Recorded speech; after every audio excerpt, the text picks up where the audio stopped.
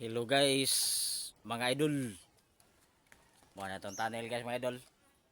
Kaning isradaan. Ya ato ning ablihan ron kay kuanta, magkubkub ta ron. Ya dili sa kilid. Dili sa kilid sa tong tunnel guys mga idol. Na dinhi ang detection sa bukog or bones or dagit guard. Na dinhi ang detection. Ya dinhi ta mag di na to ipatarok atong kuan kandila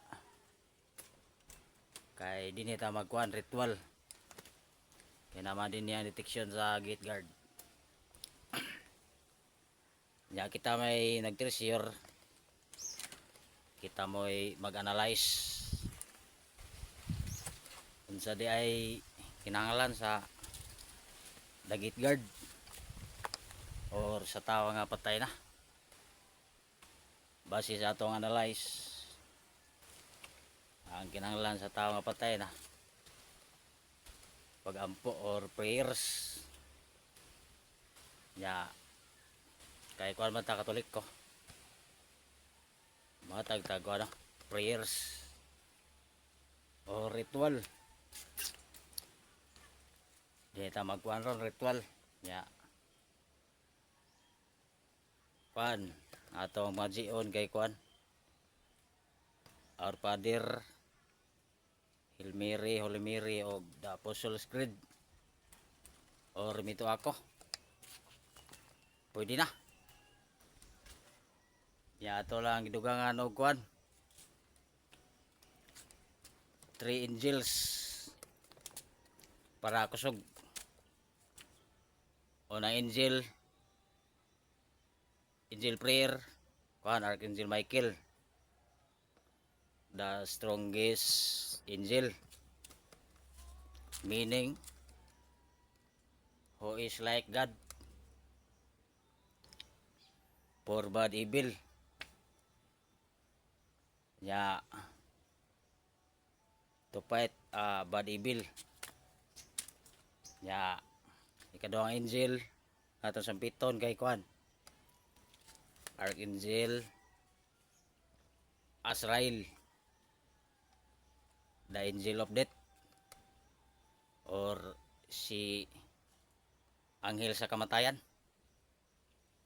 Ang trabaho ni Archangel of death, Archangel Azrael, siya mo'y tikulikta sa soul or spirit.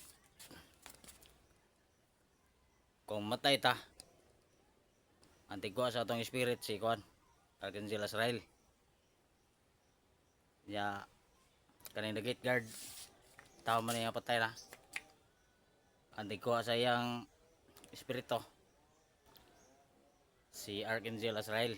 Yan ang trabaho, meaning Archangel Azrael meaning whom God helps ya ikatulong anghel nga atong sampiton kay si Archangel Ariel meaning the lioness of God, the angel of nature, the angel of nature or the money angel, the angel of money and abundance. Kung nato sampiton kung gusto tang dato ta Archangel Ariel, the money angel ya mo siguro na guys mga idol na mo i-comment idugang pwede mo comment na kung vlogger ka nya huwag ka nga sa itong video pwede ra ka mag comment agbas, pwede ra ka magbasir ala escape kay pwede ra escape pero ala unfollow kay tingnan matag followers balag basers